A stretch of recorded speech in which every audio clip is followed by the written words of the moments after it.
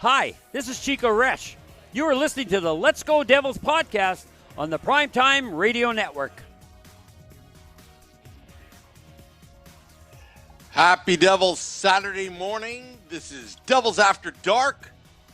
Your host, Sam Wu, here with Scotty of SiriusXM Liquid Metal, racing back to the Primetime Radio studios, streaming live on Facebook Live, YouTube Live, Twitter Live, and Twitch on the Primetime Radio Network.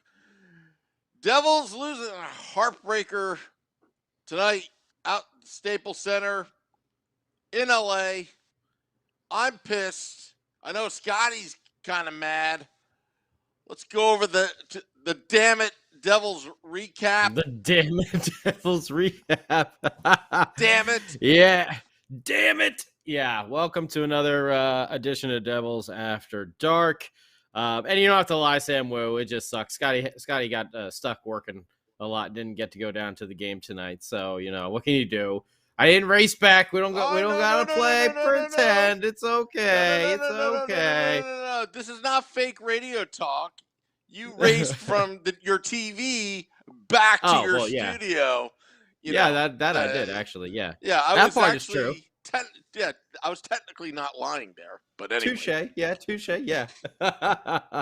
So I did see a lot of red though in the stands. So very cool. All the Devils fans there, and I did notice how it was quiet all game until Jesper Bratt scored, and then all of a sudden that place exploded. So good on the Devils fans that went out tonight. But yeah, kind of an odd game, tell you the truth, where the Devils really kind of dominated at times and held down the forecheck and possession, but still weren't getting some quality scoring chances through the first period.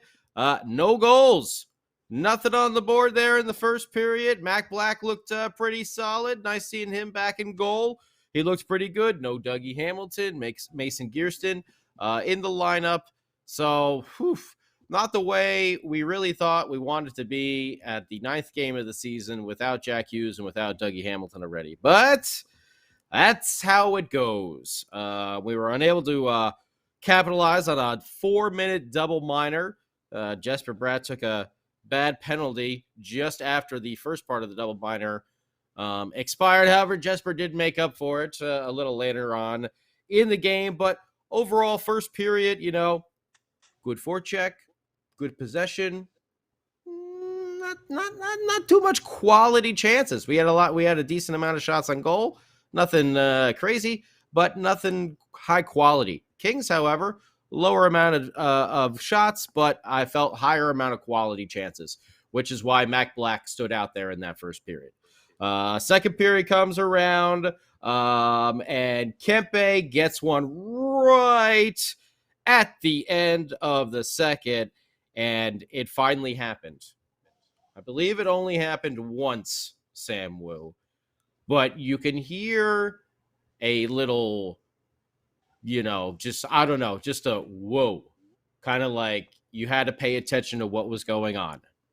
Mr. Alexander Holtz came down the wing, I don't know, maybe a little bit past midway through that second period, and he let a wrister rip. And all of a sudden, there was just a quick little buzz from like, oh, he can shoot like that, huh? So we didn't get to see it too much. I saw that cannon, cranking up there a couple times, but he didn't really get to unleash it. But that wrister, just a little glimpse that we saw there in the second period. But again, Kempe right at the end in a scramble, gets the Kings on the board. And then coming out in the third, things opened up a lot more. And Jesper Bratt on a breakaway. Real good hard work by the captain, Nico Hischier, getting the secondary assist there, his third. And you know it. That's right. With the assist on the play, Sam Wu, it was another big scoring touchdown for Andre Johnson, former wide receiver of the Houston Texans, with the primary assist on the Jesper Bratt breakaway, which he slammed home for his second of the year, tying up the game 1-1. And wow, you felt that arena come alive because you felt all the Devils fans that were in there just waiting since before the Anaheim game where I was at, and we were trying to, they're coming down the field, Sam Wu. Hey, I figured his name is involved on this podcast. He gets a little, and it was on ESPN Plus tonight. I figured. Yeah. Oh, we'll talk about that later too. Yeah. And you know what? Anyway. He's back. He sees Brett right down the middle. Former wide receiver Andre Johnson with the bomb pass for the breakaway. He's stumbling and bumbling. Jesper Brett, he's in there for the touchdown. True red. Just like Bob Papa. True red. Oh, true red, yeah. Dead red past couple games. But anyway, and then the Kings do come back. They get their third again, which their second, I'm sorry, Kaliev. Is that how you say his name? Kaliev. I don't even bother at this point. He gets his third, and I got to say, Mac Black played really well all game, save for the Damon Severson-ness that we're going to get into, and everything else happened there. However, this second goal that the Kings got, though, on the power play on one of Damon Severson's gems for us, I don't know. I feel like it's one of those ones where you say, the goaltender wish he could get that one back, because it wasn't really the strongest shot. Might have been a little tricky. I couldn't tell. Might have deflected a bit off of Siegenthaler's stick coming on the way after it was shot. Not positive about that. However, it fooled Mac Black and put the Kings back ahead 2-1. But then wouldn't you know it? And I was thinking here, I was just talking to Sam Wu before we started. Like game 3, when Nico and Pavel Zacha scored for us to come back and win, I was like, man, I really hope Pavel or Nico can bury one here and get this game tied up and at least get us into overtime. And wouldn't you know it, very quietly putting up his team-leading 5th goal of the season already. That was Pavel Zacha with the wicked shot over the shoulder, assisted by Ryan Graves and Jesper Bratt. All of a sudden, Jesper kind of snapping out of his funk at least. We still have some others who seem lost. We'll talk maybe a little Sharon Govich and Kwokin and what's been going on with them. But Jesper Bratt snapping out of it, starting to put some points on the scoreboard. So finally, the Devils get it tied. However, in the OT, Deneau just picking the puck from Ty Smith, making a bad decision, trying to do some pretty, put it behind your back kind of plays there on the boards when he probably should have just cleared the puck, up the sides and out if he really needed to. Gave it away, got his pocket picked, and Iafallo right there in the front to slam it home. Blackwood, you can't really fault him on that one. Over the glove hand side. It was a wicked shot there, and Devils got to eat a tough L. There were some good things, I thought. Good things. Nico Hischier's forecheck, his picking the puck behind the net. However, we got to slam some of those goals home over there. We got to start getting some goals on the board over there. Alexander Holtz looked like he was feeling himself out, but whoo, baby. That wrister, when he let it go, man, I swear, everyone on the ice just kind of like, for a second, it was just like, oh, wow. Like I may have to duck. Oh, yeah, exactly. Like, this kid is going to be something. Nico and Bratt, by the way, had a nice little set. Bratt with Nico with a little spin move, Bratt behind the goal on the power play. You were talking that you were happy with the penalty kill. I will say, yes, I was happy. The PK that I was happy with was actually Mr. Subban tonight. I got to say, he did a good job. Whoever is taking care of his sticks needs to be, seriously checked out. I'm not going to say fired because I don't want anyone to lose their job. But holy hell, every time it looked like PK was going to take a shot for the point, his stick snapped in half. What was more reliable tonight, Sam Wu? Damon Severson, PK Subban's sticks or Damon Severson in the third period?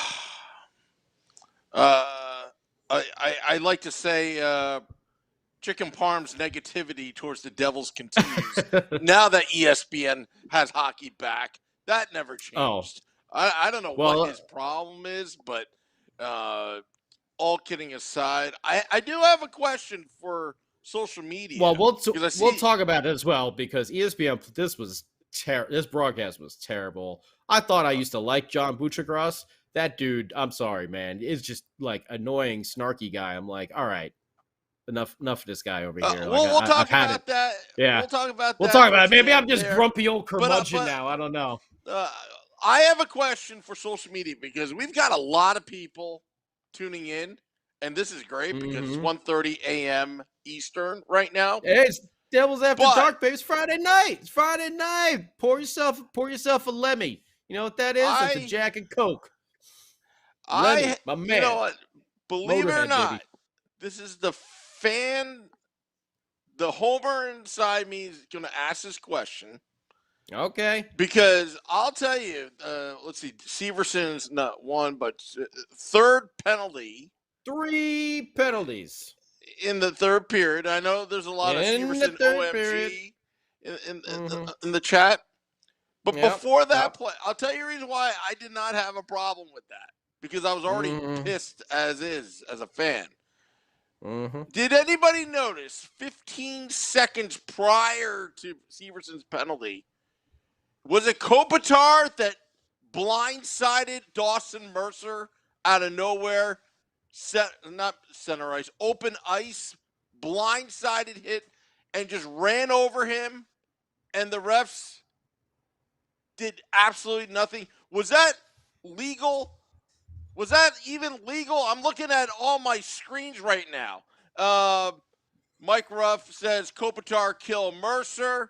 Yeah, that should have been a penalty. That's why I didn't have a problem with Severson's third, because you know what? What Severson did, that high sticking, that was a penalty, but that was nothing compared to what Kopitar did to Mercer. Blindsided away from the play. Yeah, but there's other ways to go about doing that than taking a stupid penalty in the third period of a... Oh, man. Are you kidding me? Why? Why would you do that in that point? That's what I'm talking about. That is not smart. And you already took 2 bad penalties earlier already. And on the first goal, you were just sitting there like they were talking about, just put your sticks in the lane. Who is it on here? Tortorella's on here talking in between periods. Just put your sticks in the lane. How hard is it? Easy stuff like we were talking about the other day, Sam. Well, I don't know. I was a little... You know me, I always try to be very positive, man. I was mad in that third period, dude. I was really, really mad. I really was. I'm glad that Zacha came back, but I was pissed at Severson. I get what it, like, do it at a different time, not right out in front. And you hit Kepe. You hit Kepe in the face. Like, that's not even the... I'm getting frustrated. I don't even know what to say anymore, Samu. The Devils should have won this game. He hit him in the face, but I'm just blatant comparing. Though, like, get into a scrum first.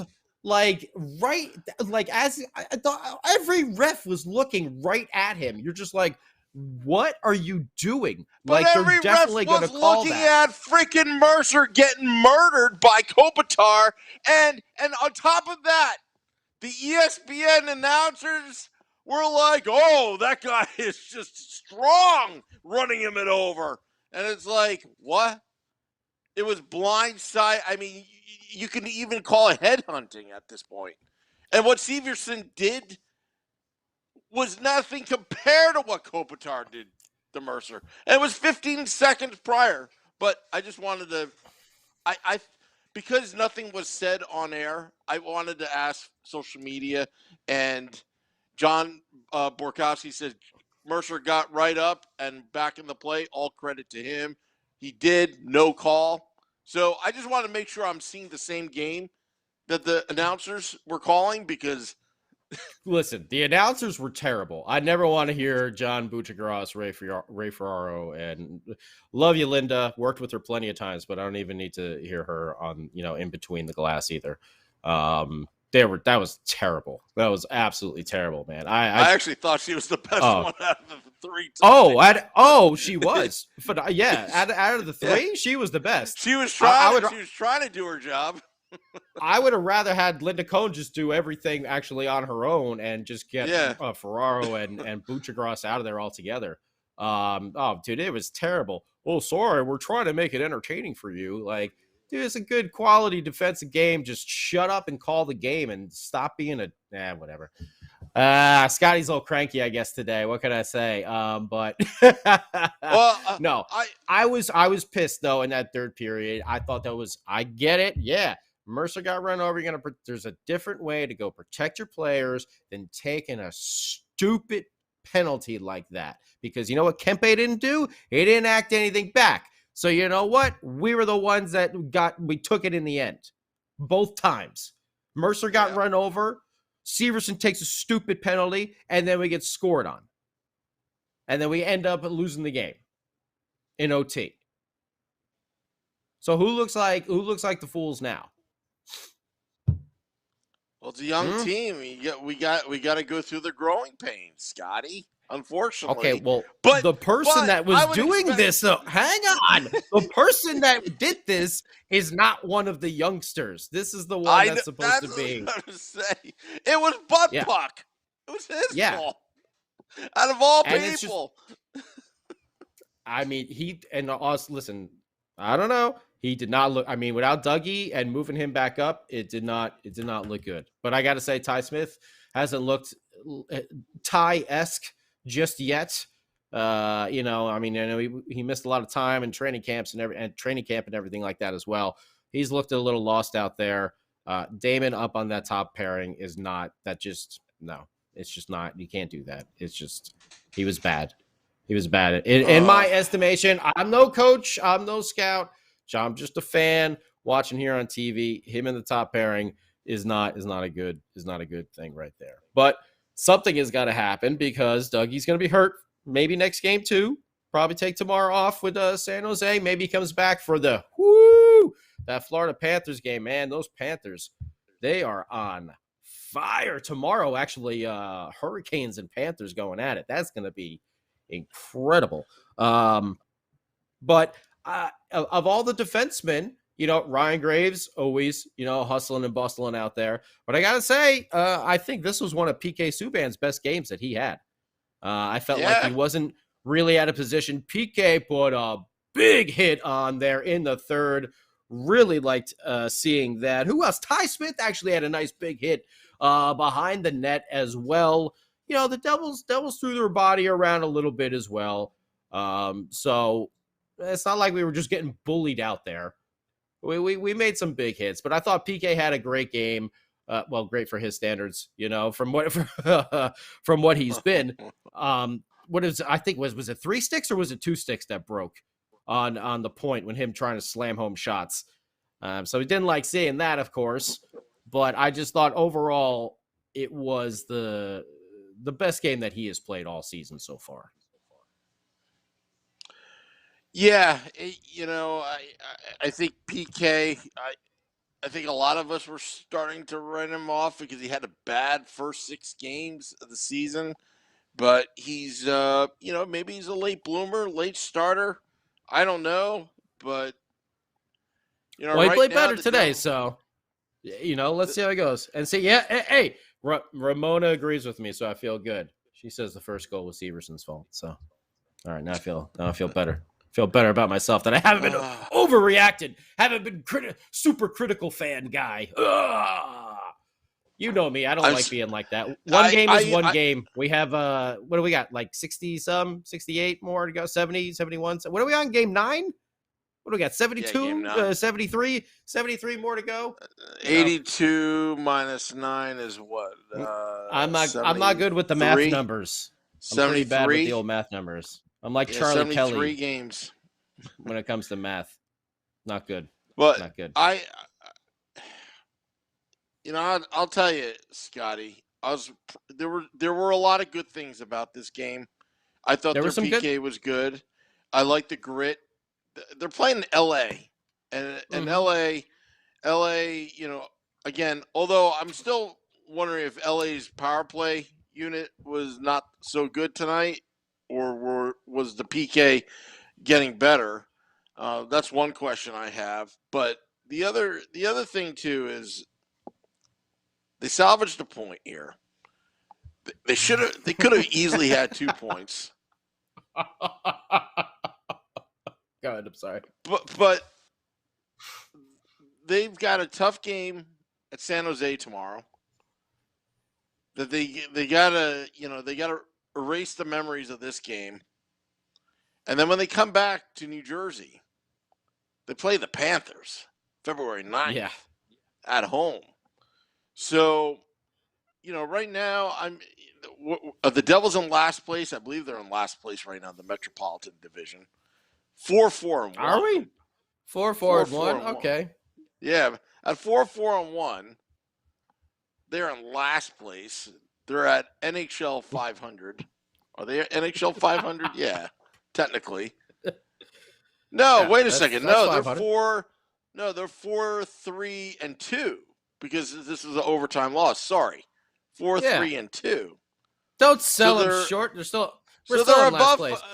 So they're We're above tied. NHL We're tied 500. with the Penguins.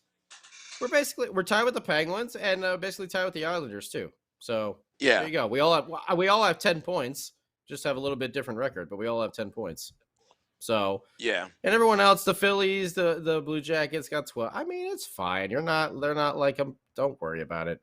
Again, also, hey, no Jack Hughes, no Dougie Hamilton here. They just got to find ways here. But I love. Who was it again? Was it our buddy Mike? Mike Ruff. Sit Severson and call up Luke Hughes. Let's go. Get him here from Michigan now.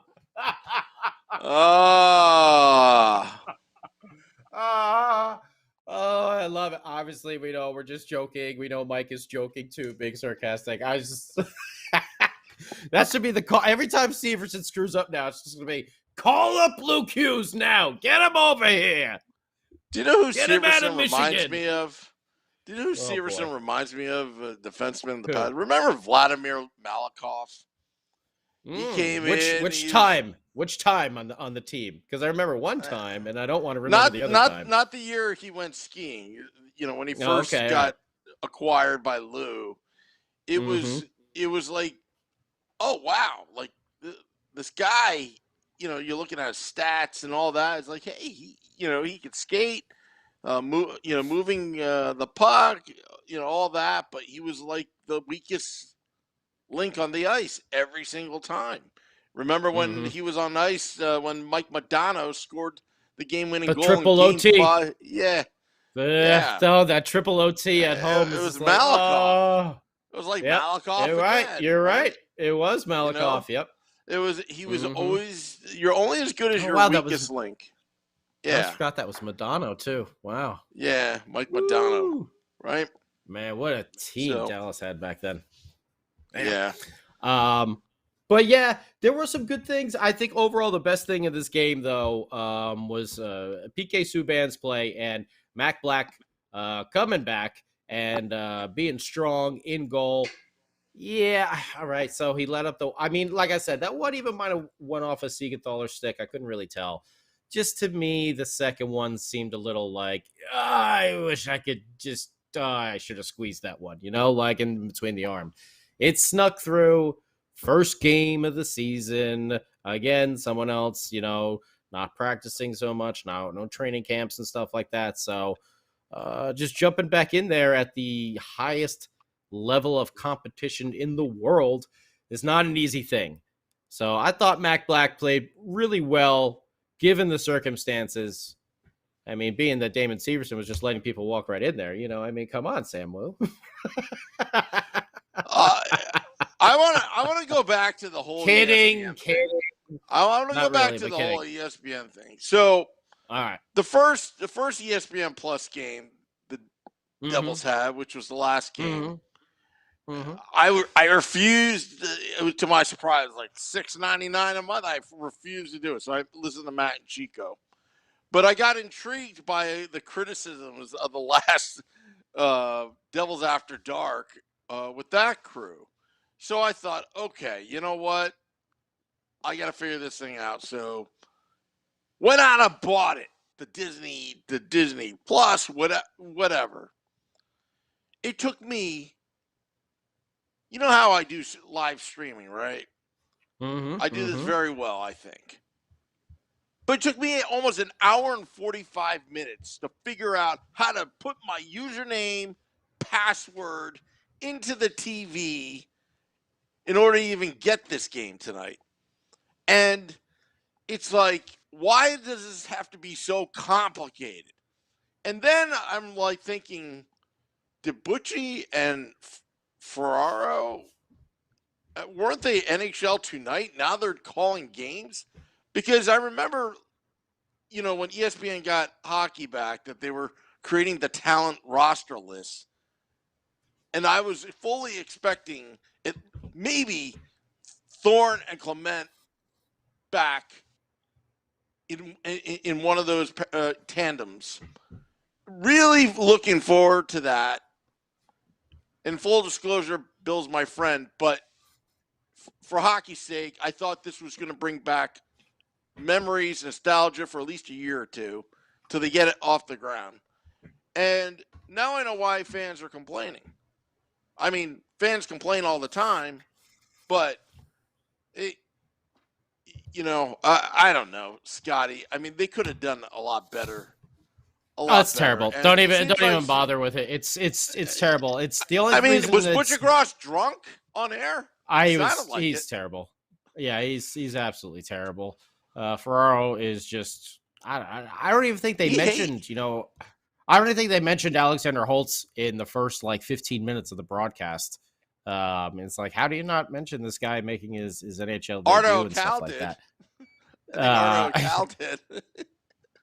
Good friend of the podcast. Buccigross is like the snarky sidekick on a morning radio show. That's what he is. Yeah. He's good to go on Scott Van Pelt for a segment, and then after that, cool. An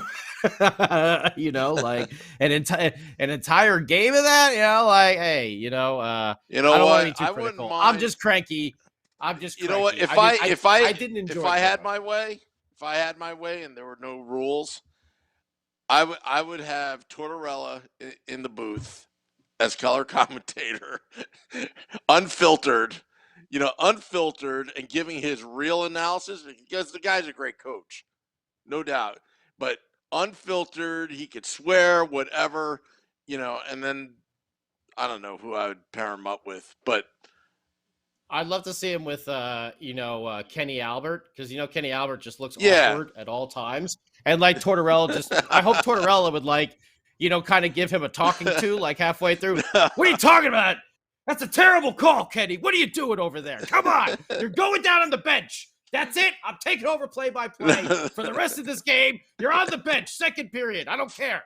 I'd love to see him bench the play-by-play guy for the rest of the period. That would be that would be good television. That would be I'll even take it one step further. You put those two together, and then you put Larry Brooks in between the glass. Larry Brooks, Lord. Forget it. Torch would just ignore him the entire game. Oh man, that would be. Hopefully, we never got to go there. Anyway, we got another game tomorrow night. Please tell me that they're actually. I can't believe I'm actually begging for MSG Plus. But I do love Kanji and Dano. Don't get me wrong there. But are they back, or is it another? They're back. No, I think they're back. Thank you. Yeah. Oh, thank you. So we've had Kanji back on that call. Oh man, see, now you know what it's like. Other people, you're gonna go live in Arizona. You're gonna listen to Coyotes. This is what other places have to. Be thankful you live in the one of the number one. No, New York is the number one media market in the country. So be thankful you live in there so you actually get some decent broadcasters. I mean, think how lucky and spoiled we were. I mean, back in the day, Doc. we had man. Doc or Gary Thorne before Doc, but all those years we had of Doc. McNabb. We took Oh yeah, we took it for granted. We took it for granted. Him and Chico, they were Yep. so good together. But having Doc all those years, we were definitely spoiled. We didn't know how good it was back then, or at least I didn't when I was younger. And now you look back and you're like, ooh. But Kanji, those are big shoes that Kanji had to fill in, and I think he does a tremendous job, and he's really found his own. I like Kanji a lot. I like listening to him on the calls. I think he does a good job. You know what? It's just like and I'm hoping ESPN, once they get more of their reps in, that they'll get better and find their way. If you remember when Matt Lachlan, maybe Matt Lachlan first started doing the radio play-by-play, and how he is now, and even Kanji for that matter, eventually they don't grow on you. They actually do get better over time. But but you know what? We'll see. I like what everything that you watch NHL on TNT, watch the ESPN Plus, and you will see a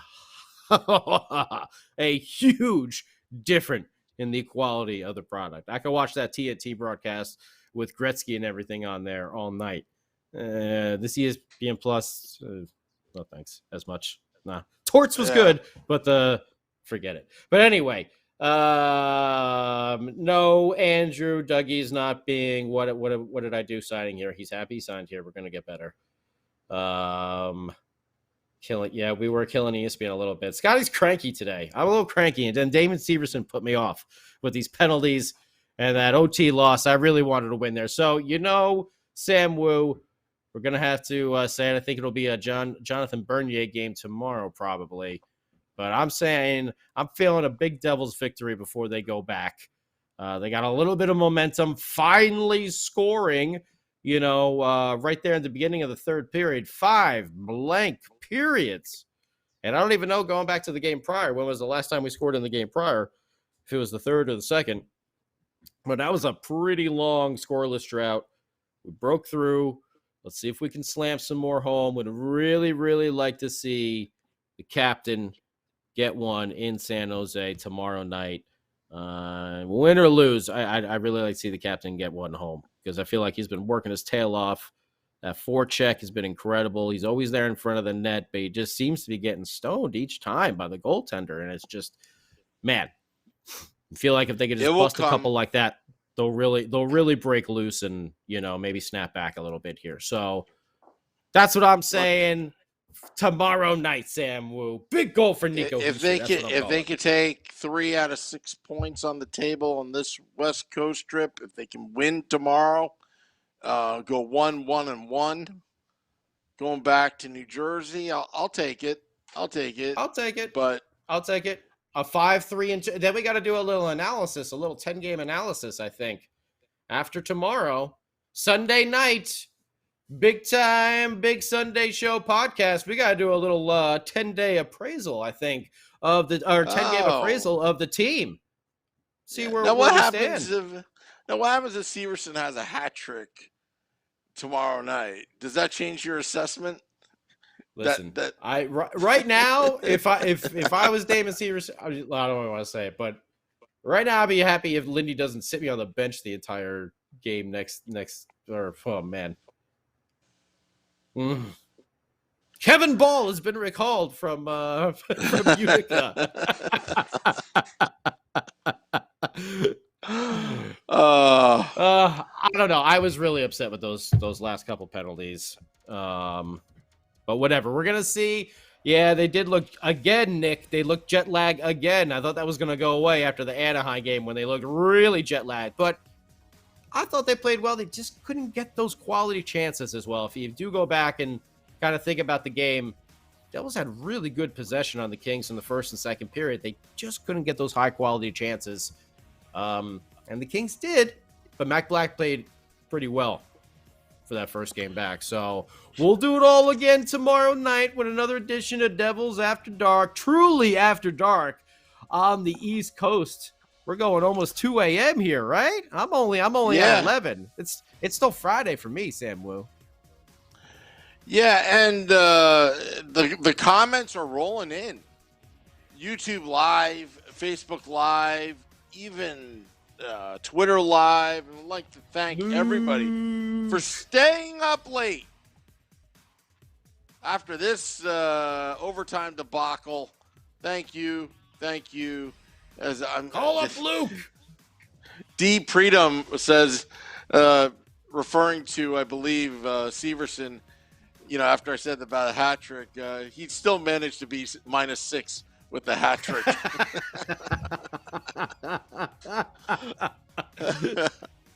Get Luke up here.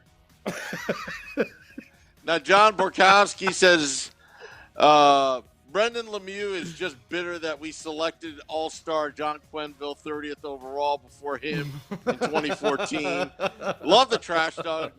McDavid with the ridiculous goal against the Rangers tonight. That is a good thing that happened. Yes, I was scoreboard watching. That was a pretty goal, I gotta say. Yeah. McDavid is just woo. Yeah. But anyway, thank you. Thank you for everyone on the comments, YouTube Live, Twitter Live, Facebook Live. We really do appreciate it. Go ahead and tell your friends. They like the old New Jersey Hockey Devils. This is a place where you can come and talk about them after every single game. Devils After Dark, Primetime Radio.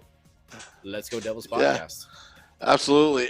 Matt Freudenberger asked before we go, will there be a Woo report tomorrow? I'll tell you, I got to tell you my schedule tomorrow. I got to look at, I got to do the husband and wife thing tomorrow morning. Got to look at bathroom tiles. And then I'm going to hightail it over to Menin Arena for Moose's game. Rebecca Morse, she's playing for the Connecticut Whale now. Whale and Metropolitan Rivers at Menin Arena in Morristown. That's at 1:45 p.m. Start time. And then my alma mater, they're in the championship game for football, but in between I'll try to. No. I'm bringing my gear with me. I'm going to bring my gear with me. I may be doing it at some odd location somewhere in New Jersey, possibly Menin Arena if they allow it. Maybe I'll bring Moose on, and we'll talk a little puck. And that's the answer to your question, Matt Freudenberger. Much appreciated. All right. And also, check out pucksandpitchforks.com and my blog on hockeybuzz.com.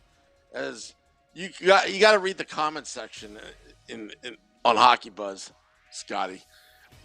All right. I'll talk to you that off air. But anyway, okay. Final thoughts. Let's get a victory tomorrow, guys. Let's get a victory. I thought it was coming together. Kind of fell apart. Let's see if we can piece it back together tomorrow with a victory over San Jose. Let's do this. Severson, your goal tomorrow is not to make a dumb mistake for at least a period. I'm telling you, he's gonna be lucky. He's gonna be lucky if Lindy dresses him tomorrow, man. Red and black. Healthy scratch. Tiles. Call up Luke. Healthy scratch. Call up Luke. All right. That's all right, it. Sam Woo, until tomorrow. Yep. Another exciting edition of Devils After Dark and the Woo Report and Game Day Live. Right here on the Let's Go Devils Podcast Network. Primetime Radio. This is Devils After Dark. Till next time, let's go Devils.